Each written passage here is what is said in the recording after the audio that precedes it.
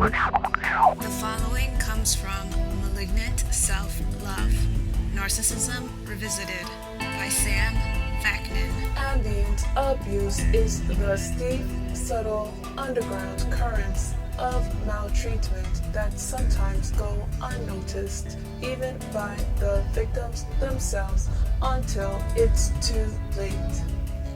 Ambient abuse penetrates and permeates everything, but is difficult to pinpoint and identify. It is ambiguous, atmospheric, diffuse, hence its insidious and pernicious effects. It is by far the most dangerous kind of abuse there is. It is the outcome of fear. Fear of violence, fear of the unknown, fear of the unpredictable, the capricious, and the arbitrary. It is perpetrated by dropping subtle hints, by disorienting, by constant and unnecessary lying, by persistent doubting and demeaning, and by inspiring an air of unmitigated gloom and doom. Ambient abuse, therefore, is the fostering, propagation, and enhancement of an atmosphere of fear, intimidation, instability, unpredictability, and irritation. There are no acts of traceable explicit abuse, nor any manipulative settings of control. Yet the irksome feeling remains, a disagreeable foreboding, a premonition, a bad omen. In the long term, such an environment erodes the victim's sense of self-worth and self-esteem. Self-confidence is shaken badly. Often, the victim adopts a paranoid or schizoid stance and thus renders himself or herself exposed even more to criticism and judgment. The roles are thus reversed. The victim is considered mentally deranged and the abuser is considered the suffering soul. There are 5 categories of ambient abuse, and they are often combined in the conduct of a single abuser. 1. Inducing disorientation. The abuser causes the victim to lose faith in her ability to manage and to cope with the world and its demands. She no longer trusts her senses, her skills, her strengths, her friends, her family, and the predictability and benevolence of her environment. The abuser subverts the target's focus by disagreeing with her way of perceiving the world, her judgment, the facts of her existence, by criticizing her incessantly and by offering plausible but specious alternatives. By constantly lying, he blurs the line between reality and nightmare. By recurrently disapproving of her choices and actions, the abuser shreds the victim's self-confidence and shatters her self-esteem. By reacting disproportionately to the slightest mistake, he intimidates her to the point of paralysis. 2. Incapacitating. The abuser gradually and surreptitiously takes over functions and chores previously adequately and skillfully performed by the victim. The prey finds itself isolated from the outer world, a hostage to the goodwill, or more often, ill will of her captor. She is crippled by his encroachment and by the inexorable dissolution of her boundaries, and ends up totally dependent on her tormentor's whims and desires, plans, and stratagems. Moreover, the abuser engineers impossible, dangerous, unpredictable, unprecedented, or highly specific situations in which he is sorely needed. The abuser makes sure that his knowledge, his skills, his connections, or his traits are the only ones applicable and the most useful in the situation that he himself brought. The abuser generates his own indispensability. 3. Shared psychosis. The abuser creates a fantasy world inhabited by the victim and himself, and besieged by imaginary enemies. He allocates to the abused the role of defending this invented and unreal universe. She must swear to secrecy, stand by her abuser no matter what, lie, fight, pretend, and do whatever else it takes to preserve this oasis of inanity. Her membership in the abuser's kingdom is cast as a privilege and a prize, but it is not to be taken for granted. She has to work hard to earn her continued affiliation. She is constantly being tested and evaluated. Inevitably, this interminable stress reduces the victim's resistance and her ability to see straight. 4. Abuse of information. From the first moments of an encounter with another person, the abuser is on the prowl. He collects information. The more he knows about his potential victim, the better able he is to coerce, manipulate, charm, extort, and convert it to the cause. The abuser does not hesitate to misuse the information he gleans, regardless of its intimate nature or the circumstances in which he obtained it. This is a powerful tool in his armory. 5. Control by proxy. If all else fails, the abuser recruits friends, colleagues, mates, family members, the authorities, institutions, neighbors, the media, teachers, in short, third parties, to do his bidding. He uses them to cajole, coerce, threaten, stalk, offer, retreat, tempt, convince, harass, communicate, and otherwise manipulate his target. He controls these unaware instruments exactly as he plans to control his ultimate prey. He employs the same mechanisms and devices, and he dumps his props unceremoniously when the job is done. Another form of control by proxy is to engineer situations in which abuse is inflicted upon another person. Such carefully crafted scenarios of embarrassment and humiliation provoke social sanctions, condemnation, or even physical punishment against the victim. Society or a social group become the instruments of the abuser. He first provokes the victim into socially unacceptable behavior, then uses society to punish the victim. The last sentence perfectly describes one of the goals of gang stalking. First, provokes the victim into socially unacceptable behavior, then uses society to punish the victim.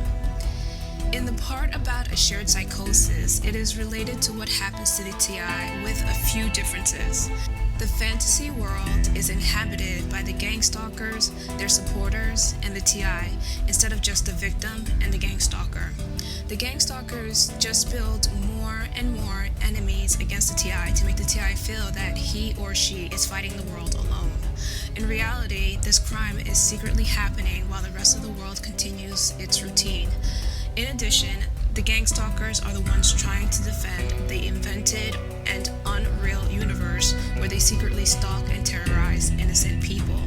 While the TI doesn't have to stand by the abuser because the stalkers thrive on the conflict, the gang stalkers or abusers are the ones who will lie, fight, pretend, and do whatever it takes to preserve their oasis of inanity.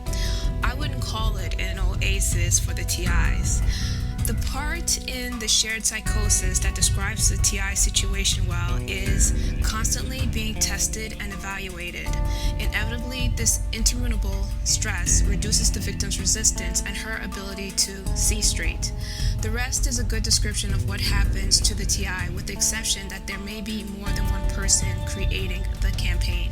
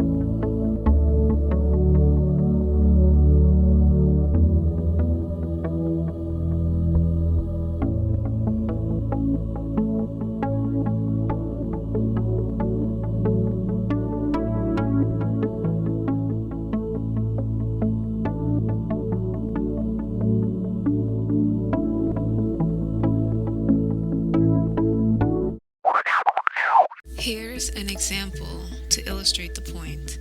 A campaign involves the honking of car horns.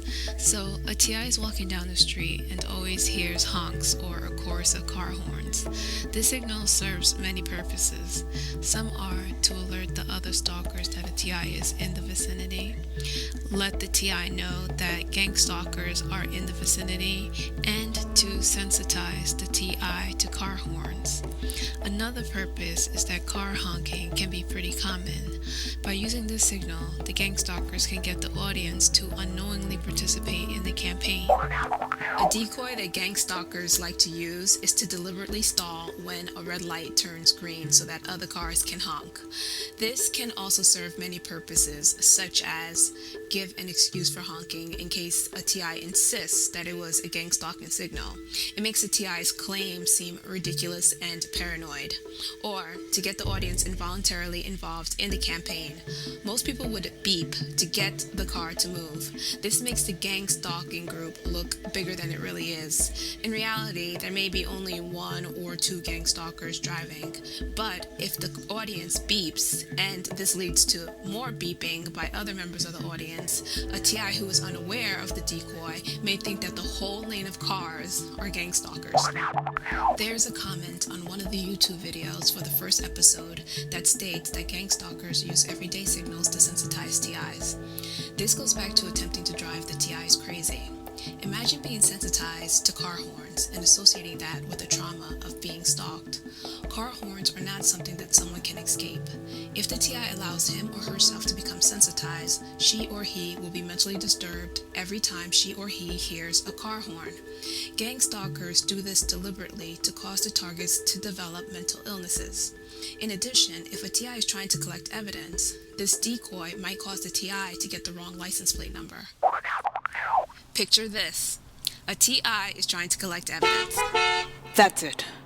I'm going to let these jerks have it. I've had about enough. But gets the wrong license plate number and accuses a bystander of being a gang stalker. Listen, jerk. I got your license plate number. I'm sick and tired of you perps. You can take your car beeping and go to... What? I don't know what you're talking about. You need to. Because the honking came from the bystander's car. But it was the gang stalker who deliberately stalled in front of the bystander's car in order to make the other cars honk their horns. The audience is now involved in a conflict with the TI. Two innocent people are having problems for no reason. The gang stalkers are laughing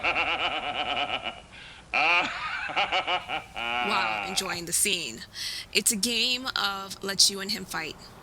A gang stalker may even have the audacity to come over and try to help the situation. Is everything okay here? Can I help? The gang stalker will take the audience's side. Ma'am, please let me help. You're overreacting. You accused this person when she was just beeping because the other car wasn't moving. You need to mind your own business. You don't even know what's going on. And make the audience think that the TI is crazy. Is she crazy? I think that one flew over the cuckoo's nest. Then the gang stalker will let the TI know she or he is the real gang stalker by giving the signal. I'm sorry, excuse me. And the TI, who is already agitated, will rightfully accuse the gang stalker. Oh, so you're one of them too, huh? Well, isn't this great? I got two gang stalkers to deal with? What is this? Of being a gang stalker. But, of course, the gang stalker denies this. Listen, ma'am, I have no idea what you're talking about. What is a gang stalker? I don't know what she's talking about. Do you know what she's talking about? And continues to try to get the audience, who doesn't know what's going on, to believe that the TI is crazy. I don't mean to be rude, but she's not in her right mind. She is acting strange. Yeah. She's crazy. Let's get out of here before she completely loses it. The TI is left with no help, and the gang stalker just made a new friend and potential new recruit. I'm not crazy! I'm sick and tired of this. Why don't you people just leave me alone? Just leave me alone! It's a devious, confusing tactic, but that's just one scenario of what happens to TIs. Gang stalkers deliberately use this tactic to try to destroy someone else's life.